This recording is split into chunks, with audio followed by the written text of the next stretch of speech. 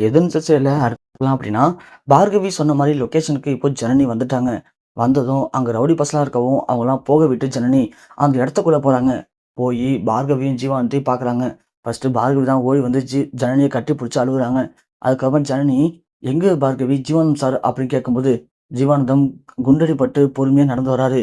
ஜீவானந்த பார்த்த உடனே ஜனனி பயங்கரமா அழுகுறாங்க. ச்சே!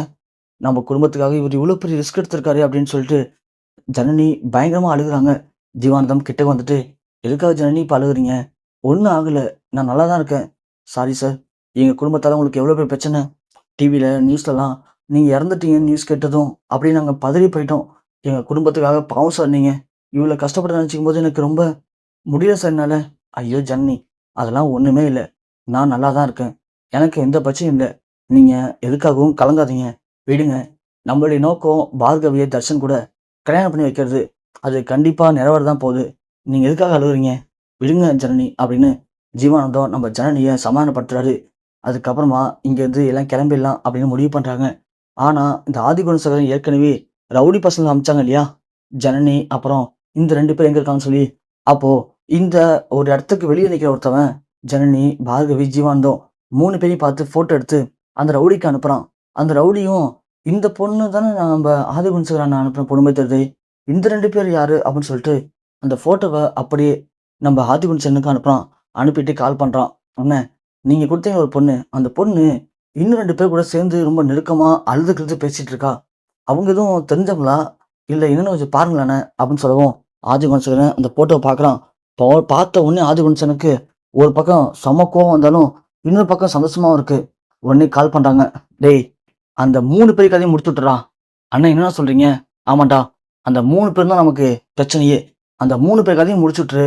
பேமெண்ட்ட நீ 3ஆ வாங்கிக்கடா. ஒரு பிரச்சனையும் இல்ல." அப்படின்னு சொன்ன உடனே அவனுக்கு சந்தோஷம் தாங்கல. "அண்ணே, சொல்லிட்டீங்கல்ல. இன்னும் 10 நிமிஷம்ண்ணே.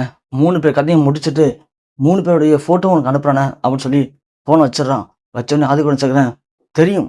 அவன் எவ்வளோ பெரிய கேடின்னு எனக்கு தெரியும். கடைசியில உயிரோட தான் இருக்கான்ல அவன். டேய் ஜீவானந்தம், நீ ஆடுற ஆட்டத்துக்கு இன்னைக்கு ஒரு முடிவு கட்டுறேன்டா நானு. முடிவு கட்டுறேன். உன்னை முடிச்சதுக்கு அப்புறம் நான் பார்த்துக்கிறேன்" அப்படின்னு ஆதிகுணசேகரன் பயங்கர கோவத்தோட இருந்துட்டு இருக்காரு.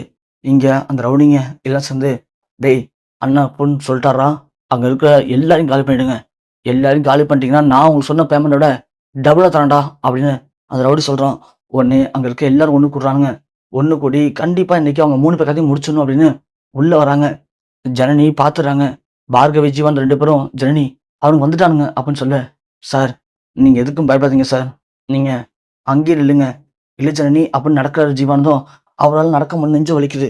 "சார், நான் சொல்றத கேளுங்க சார். ஒண்ணும் இல்ல. நீங்க எங்கேயே இருங்க. இவனுங்கள நான் பார்த்துக்கிறேன்." "ஜனனி, என்ன சொல்றீங்க?" "ஆமா சார்.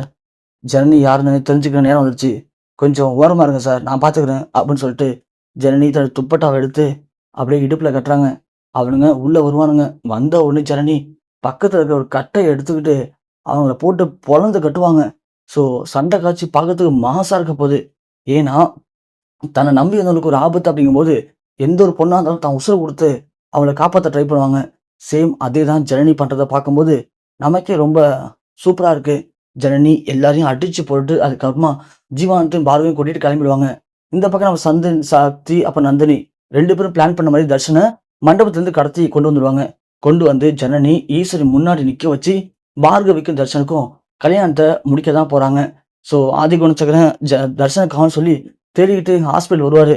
வந்து பார்த்தா, இவங்க எல்லாரும் தேடிட்டு இருந்த பார்கவி, தர்ஷன், ஜீவானந்தம், ஜனனி, அப்புறம் ரேணுகா, நந்தினி, சக்தின்னு எல்லாருமே ஹாஸ்பிட்டல்ல இருப்பாங்க. தர்ஷன் பார்கவி கழுத்துல தாலி கட்டியிருப்பான்.